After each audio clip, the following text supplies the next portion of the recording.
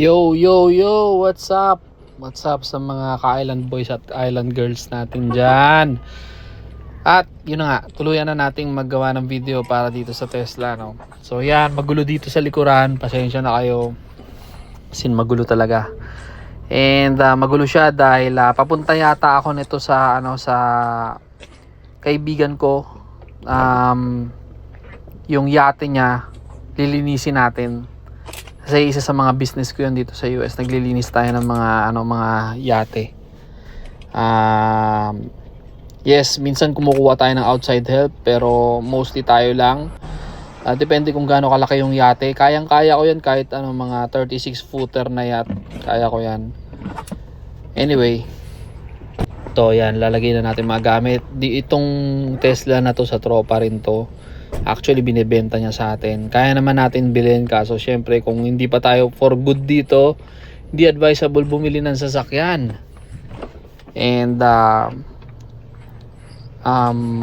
kung ako tatanungin mo, syempre mas gusto ko yung mga yung mga pang racing na sasakyan, yung mga exotic, mga ganyan. Pero kung technology wise, walang kalaban to Tesla. Ito yung Model Y. Ito yung pinaka top of the line ng Model Y. Pinakamatulin, pinakamahaba ang range. Ito nyo, kapag kaklik ko pa lang, bumubukas na yung bintana kasi na-detect niya na umaambon. Tapos sinasabi niya sa akin dito kung gaano kalayo sa likuran. Ayun, precise na precise. Kahit na millimeter lang, kaya niya ma-detect yan. Palabas ako dito sa parallel parking. Kitang-kita niya, alam niya kung tatama, Tignan mo, ayun, nakita mo sa screen, Kitang-kita niya, Grabe tong Tesla. So, yun, for 4 months, ito muna ang sasakyan natin. Kung ano pinipindot ko dyan, di ko na maalam kung ano yung mga pinagbibindot ko. Kasi hindi pa naman atin to. This time na nire-record natin itong video na hindi pa atin to. Pero, malay mo, mabait ang Diyos. Bigyan tayo ng gantong sasakyan. Why not? Sa atin ang daigdig. Diba? Pinamana sa atin ang Diyos ang daigdig. Tayong tagapagmana nito. Pag ang maganda sa Tesla, pag nag-right sign ka, nagbubukas yung camera niya sa right. Makikita mo lahat ng pwede mong tamaan from bumper to kabilang bumper. Yan, nagsasagot muna tayo ng email, messages. Ganito rito sa Amerika eh. Hindi katulad sa Facebook ay sa Pilipinas. Pagka umaga, check ka ng email, check ka ng mga workflow. Kahit ano pang trabaho mo yan, kahit basurero ka pa, kahit anong trabaho mo, check ka muna ng lahat. Pero may times na hindi sila nag-check, it's up to them. Pero syempre, tayo goal-oriented tayo eh. Kaya gusto natin lahat nasa ayos. So yun, isa sa mga features nito na napansin ko. Andito tayo sa labas ng, hindi ko maalala kung anong mall to eh, pero minsan natulog na rin ako dito sa Tesla na to. Sobrang komportable, tutupin mo lang yung mga upuan. Ayan, gumagawa tayo ng mga business card. I'm making business cards so I can hand out doon sa may boatyard. I mean sa yacht club para kung gusto nila magpalinis ng boat. And meron din tayong mga Filipino store. Hanggang ngayon meron pa tayong Filipino store doon. So check it out. Na kung gusto nyo, comment down below para kung may kailangan kayong Filipino food or Filipino stuff, we can give it to you if you are in United States. Okay, you can buy from us. So yun, drive na nga tayo, drive. Pasensya na kayo may mga tinerminate akong volume dyan kasi grabe puro dito sa Massachusetts yung Spanish song, sarap pakinggan. Mga tropa nating Spanish, yun ang pinakikinggan. So dapat yun din tayo para masanay din tayo mag-Spanish. Kasi lahat ng mga katrabaho natin dito, Spanish din. Yun. So isang mga features ng Tesla, marami siyang camera. Lahat ng kailangan mong technology nandito na, GPS, map, Waze. Gusto mo manood ng Netflix pero kailangan nakaparada ka yata. Lahat pwede mo na magawa dito sa Tesla na to. From a Filipino point of view, talagang sobrang convenient nitong Tesla. Wala ka nang hahanapin pa. So drive tayo dito. Alam mo, actually kung gusto kong karerahin itong mga kotse na to, kahit yung mga Lamborghini dyan. Anyway, kung gusto nyo mag-drive tayo ng Lamborghini one of these days, comment down below dito sa ating page. Sabihin nyo kung saan nyo gusto mag-drive, sa US ba o dito sa Pilipinas. Drive tayo ng Lamborghini para masample nyo din kung paano ba talaga mag-drive ng isang Lamborghini dito sa Amerika o sa Pilipinas. Just comment down below. May mga magpapahiram naman sa atin, may mga connection naman tayo. So para sa inyo gagawin natin yan. Alright, so drive. Dito sa Amerika kailangan maingat ka kasi matutulin talaga yung masakyan. Kung akala nyo mabilis na sa Pilipinas, sobrang bagal pa ng mga yan. Ito ang bibilis ng kotse dito kasi miles ang takbuhan. So medyo talagang dapat alerto ka. Kasi kapag ka nagkamali ka, you're dead and malulungkot ang pamilya mo. And kapag ka sumakay ka pala sa Tesla, isa sa mga features na nagustuhan ko, no? Pag sumakay ka sa Tesla at nakarehistro na dito yung profile mo, ang gagawin ng Tesla, i-adjust niya, front forward, backward, kung paharap, palikod, kung anong posisyon ng likod mo. Gusto mo ba naka-slouch? Gusto mo ba nakatingala? Meron siyang profile na kapag sumakay ka, ay si 7641 Island ang sumakay. So ang gagawin niya, iaayos niya yung likuran mo. Iaayos niya yung profile na gustong gusto mo. Ngayon, kapag kayong asawa mo naman ang sasakay, malalaman din ni Tesla yon. Si asawa ang sumakay. So, ititingala ko, ibababa ko, ganyan. Kung anong gusto nilang setup, muntik na tayo dun, yellow na yun. So, yun, isa sa mga key advantage ng Tesla, no? May profile siya, alam niya kung anong gusto mong temperature. Sa lamig, sa init, alam niya. Driving style mo, matulin ka ba? Alam nung Tesla. So isa sa mga pinakamagandang advantage ng Tesla yan. Yun, nagasgas na natin yung gulong ng tropa. Hindi na mahalata yan. Dito niya na makikita yan sa video. Bahala siya sa buhay niya. Pero mabait naman yung tropa natin. Kaya kung sakasakali man, sinabi niyang i-repaint mo, paparepaint natin yan, walang problema. Pero gasgas. Isa sa mga disadvantages na nakita ko sa Tesla, talagang gasgasin yung gulong nila. As in talagang konting lang. Kaya kung meron kang budget, i-offset mo. Ipa-offset mo yung gulong mo para nakalabas ng konti yung goma para hindi siya magagater palagi. So yun, charge muna tayo gabi na rito after natin mag-stroll. After natin maglinis ng yate yung stroll. Yun, binidyoan din muna natin na malinaw yung paligid. Drive na tayo. Alam ko sa Salem to, tong location na to. Isa sa mga nakakatakot na lugar daw. Lugar ng mga witch. Hindi naman ako niniwala dun sa Massachusetts. So ang haba na naman ng mga sinasabi natin dito, no? So isa sa pinaka gusto ko yun, nag-a-adjust siya. Tapos pagka nag-yellow yung sasakyan mo, nagdi-defrost siya mag-isa. Mamaya makikita nyo yun. Makikita nyo, automatic nagdi-defrost yung sasakyan kapag sumakay ka sa kanya. Or kapag mainit naman yung panahon, pagpasakay ka na sa kanya, inubuksan niya ng aircon, malayo ka pa. Nakalock yung sasakyan, pero nakabukas yung aircon o yung heater. So saan ka pa? 'Di ba? Saan ka nakakita ng ganung sasakyan? Tsaka ang Tesla, isa pa sa mga the best na feature, wow, ganda ng dagat tambay muna mo tayo dyan, Brad. Kasi syempre nagtatrabaho tayo, kaya hindi pwede tambay ng tambay. So dito, ano ba ginagawa ko dyan? May hinahanap ako dyan pera. Bibili ata ako ng pizza nito, hindi ko maalala, o donut, hindi ko maalala. Pero yun nga, ang Tesla sobrang bilis. Full set na sasakyan ito. Okay? Yung mga Ferrari, Porsche, aabutan nyo yun. Kahit baka talunin nyo pa. Depende sa nilagay nilang gasolina. So nag-drive din tayo ng Ferrari and Porsche. Kung gusto nyo ng nag hands free ako dyan, isa sa mga features niya din, hands free, autonomous driving.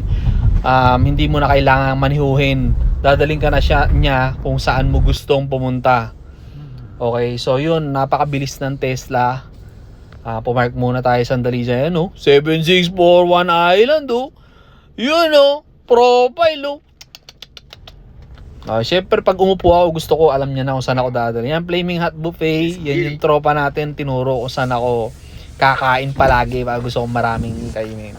Yun nga, lahat na to automatic na. Sobrang convenient itong sasakyan na to. Tsaka sobrang bilis niya. Tsaka yung Tesla sa Amerika, convenient siya kasi may heating siya sa upuan, backseat. Yung manibela, bihira ang mga sasakyan may heating. Itong Tesla may heating yung manibela nito. Dumi na, grabe. Papagalitan tayo ni tropa dito. Pero anyway, hindi naman kami ganun sa amin magtotropa. Kung dumihan, wala kaming pakialam. Hindi kami mga judgmental. So, papalinis na lang. Basta pag sinabi, oy, papalinis mo, syempre. So, isa pa sa pinakamaganda yun nga, umiinit yung manibela nito. Kapag nakapag-drive ka sa ibang bansa, tas sobrang lamig, nagyeyelo, halos di mo mahawakan yung manibela. Ito, pag hawak mo sa manibela, mainit. Ma-feel mo na, wow, ang init ng manibela nito ha. Parang komportable talaga siya. Suspension wise, napakaganda ng Tesla sa mga napansin ko. So bukod pa doon, mabilis siya, may heating, tapos malamig kapag gusto mo ng pagka-summer naman, kaya rin yan lumamig. Ano pa ba?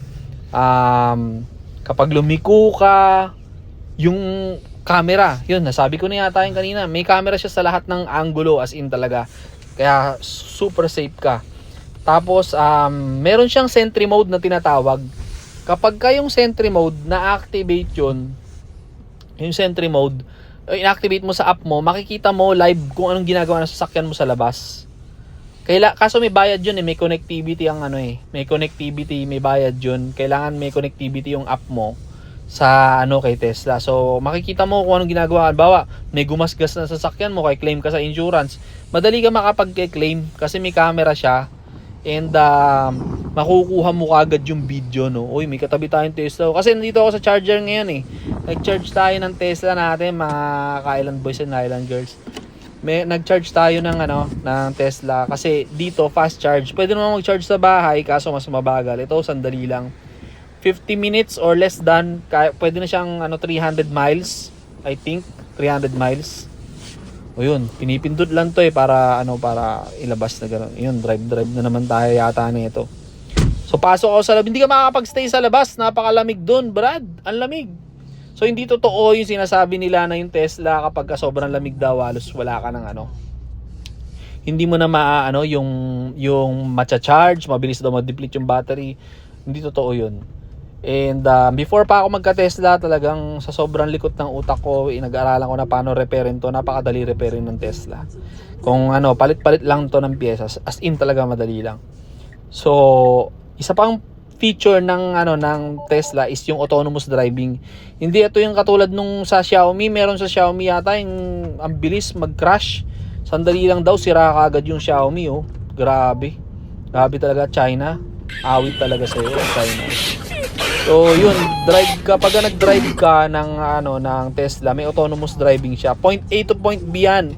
Kaso may time na, depende sa update, may time na hahawakan mo yung manibela.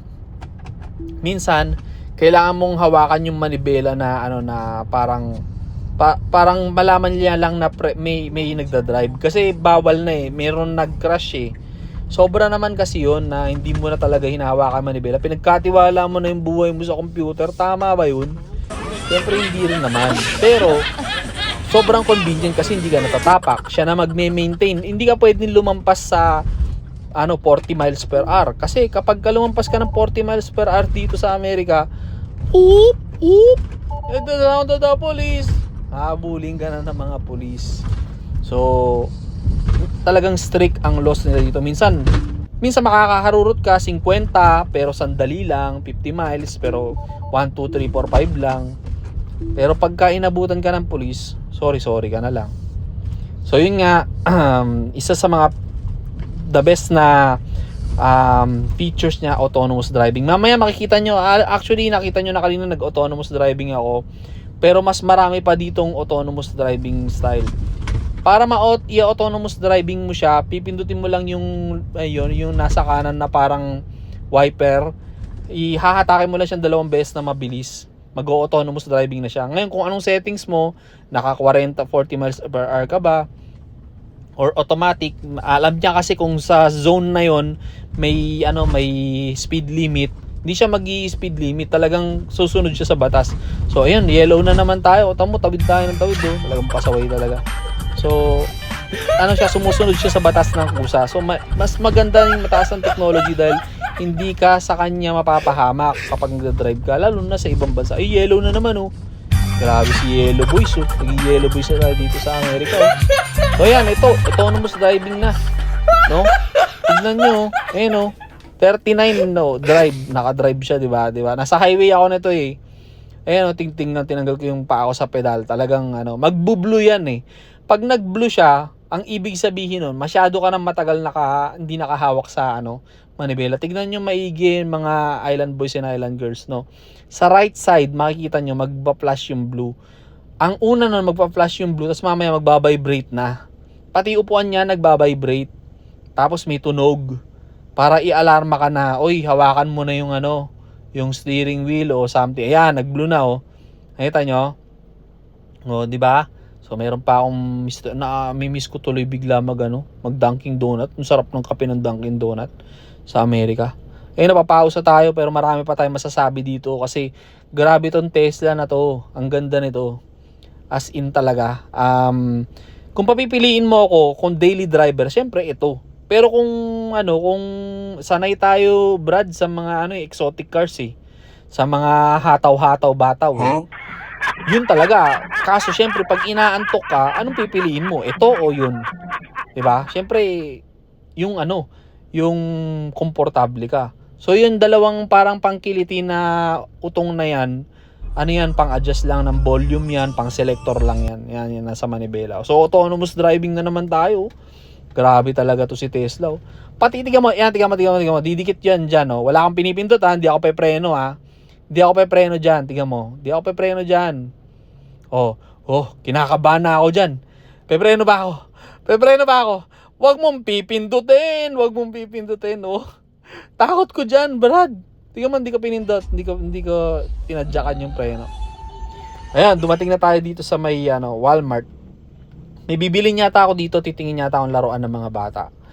So, bibili ako ng supplies para dun sa sa lilinisin nating yate ng tropa. As in, talaga dito sa Amerika, okay dito, maging masipag ka lang. Talagang pagpapalain ka ng Diyos kasi yun ang kinol niya sa atin eh. Maging masipag ka. Kahit anong trabaho pa yan. Kahit janitor, fishbowl, kahit anong trabaho yan. Basta sinabi ng Diyos na magsipag ka, dapat tayong magsipag. Alright. Bukod dun, pamark muna tayo dito. Gusto ko pakita sa inyo yung dagat. Kasi nag-forecast na mag-i-snow eh. No? Mamaya sabihin ko pa yung ibang features. Sabi na magkakaroon daw ng snow. So sabi ko, hindi ko pa na-experience na may snow sa dagat. So tignan natin. Park muna tayo sandali. Sabi ko, para makakita natin. Ano bang itsura pagka may snow sa dagat? Di pa ako nakakita nun. Sino sa inyo nakakita nun? Diyan sa Pilipinas, dito sa Pilipinas. Sino sa atin nakakita nun? So excited ako, sabi ko. Tapos tignan mo yung dagat nila, parang lahar. Pinong-pinong buhangin pero itim. Kaya sabi ko, baba muna ako. Ayan na, nag-start na yung snow. Pero grabe pa yata mamaya yan. Hindi ko pa sure. Hindi ko sure kung maggagrabe pa siya. Pero ayan na, nag-start na. Ala. Playground to eh. Ito mo, sino magpe-playground ng ganyan? Siyempre, yung mga medyo iba-iba lang mag-isip, di ba? O, tignan mo. Meron ba nagpe-playground? Meron ba? Hindi ko nakikita eh. Pero kanina yata parang meron eh. Pero nung umi-start ng umambon nung ayun, may naglalaro aso. Kasama yung amo niya. Tapos may mga naglalaro kanina. Pero yan, gusto ko makita yung snow. Okay, tignan mo yung sahig ko. Parang may umiihip na hindi mo maintindihan. Ayun Ano ba yung maano sa sahig na yun? Parang umaalon ng hangin. Tignan nyo maigi mga ka-island boys and island girls. So one of these days mga ka-island boys and island girls, Ayun Ayan, ano yan? Excited ako dyan eh. Kaya bumaba ako. Gusto ko makita. Sabi ko, ang ganda dun umaabot yung ang tawag dyan? Yung snow. Siguro hindi pa siya sumasayad, nahihipan na siya. Tignan, tsaka kakaiba alon dito. Paano ka mag-swimming yan, Brad? Siguro pwede yan surf fishing. Ewan ko lang kung pwede dito yan Pero syempre sa ganyang kalamig, tignan mo nga, makakapag-surf fishing ba ako nyan? Palagay ko hindi. Gusto ko mag-surf fishing. Tsaka 7641 Island tayo kasi mga Pilipino tayo, puro isla. Napakarami nating isla. Tayo i-explore natin isa-isa yan, mga island boys and island girls. i-explore natin yung mga kaisla. Yan, di ba? Bumalik na yata ako doon kasi malamig na. Hindi ko maalala, pero yun. Kaya medyo hindi natin sigurado kung kaya ng katawan natin, kaya babalik tayo. Baka mamaya malak pa tayo sa labas ng Tesla, hindi natin alam. 'Di ba? Kasi ang Tesla walang susi pero pag lumapit ka bumubukas. Meron siyang card pero sa mga sa mga bago lang 'yun. Pero pagka matagal ka na nagte-Tesla, lumakas na oh. Oh, 'di ba? Lakas Whole Foods Mart yan, yung mga social na mga grocery dito. Ayan, nag-snow na. 'Di ba? Oh, saan ka punta, boy? Oh, di na-snow. Yun, so isa sa mga features ng nung Tesla, automatic siya, nagdi-defrost siya. Yan, nagdi-defrost yan mag-isa. Yan, hindi mo na kailangan i-defrost. So, valet mode. Isa sa mga pinakamagandang features ng Tesla, may valet mode siya. Kapag ibang nagdadrive nung Tesla mo, walang bumubukas na compartment, so hindi ka mananakawan. Tsaka syempre may camera din sa loob yun, no? So, yan yung mga gamit natin pan-detailing, no? Kompleto tayo pati generator. Papakita ko lang sa inyo sandali na yan. Tawag dyan waterless cleaning, waterless detailing. Wala talagang tubig. Chemical lang yan mga ka-island boys. Mga ka-isla. Chemical lang yan. Ganun ka-advance sa Amerika. So lahat sa Tesla may voice command. Lahat ng tanong mo may sagot si Tesla. Isa sa mga pinakamaganda sa kanya. Tsaka pwede mo siyang charge sa 220 volts. So perfect siya sa Pilipinas, no? Medyo may anino pa ako dyan. Ang pangit ko talaga dyan. So yun, waterless cleaning siya sa mga selling point natin bilang isang auto detailer. Pero enough about work. Ayoko pag-usapan ng trabaho dahil nandito tayo para mag-enjoy sa 7641 Island. Yes, isa pa sa mga features niya, yung HEPA filter. Ang daming features ng Tesla talaga, as in talaga. So, yung HEPA filter, wala siyang yung kapag biglang may COVID sa labas, ikaw hindi ka magkakaroon. Search nyo HEPA filter ng Tesla. So, isa pa, yung busina niya, pwede mong palitan ng hoy, tabi, pwede mong gawin yun. Lahat ng advancement sa technology na pwede mong gawin sa ibang sasakyan, na hindi mo pwedeng gawin sa ibang sasakyan, dito pwede mong gawin sa Tesla. So ayan, sinara ko maigi kasi napansin ko na parang di pantay yung pinupunasan ko rito. Tignan nyo kung gaano kakaintab yung waterless cleaning, no? Mamaya makikita mo yan, dumi ng gulong, grabe. Di mo pwedeng gamitin to dyan kapag ginamit mo na sa panel. Ginamit mo na sa gulong tapos gagamitin mo sa panel. Huwag niyong kalimutan mag-subscribe, makakatulong sa channel natin. Marami pa tayong gagawin dito sa 7641 Island, as in marami pa tayong gagawin. Alright, napakadumi tignan mo naman lalo na sa loob niyan, dumi niyan.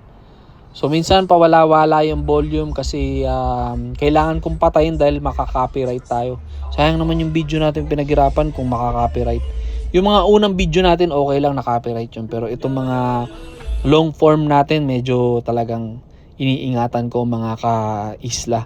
So yun, sinara ko siya para masample nyo lang kung ano itsura niya sa loob. Tingnan dumi may tae pa ng kalapate. Tae pa ng kalapate pero ang kintab niya, grabe yung konting punas lang.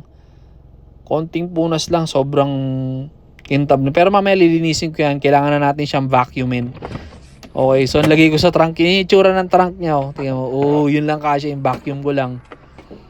So yun ang ginawa natin. Nilinis na rin natin yung harapan dyan. Tingnan mo kintab waterless cleaning. May sarili tayong generator kaya walang problema sa sasaksakan ng vacuum. Wag nyo sanang kalimutan mga ka-isla na mag-subscribe kasi makakatulong sa channel natin. Marami tayong gagawin project para ma-share ko din sa inyo yung mga experiences ko. Hindi lang dito, pati sa Pilipinas at sa lahat-lahat.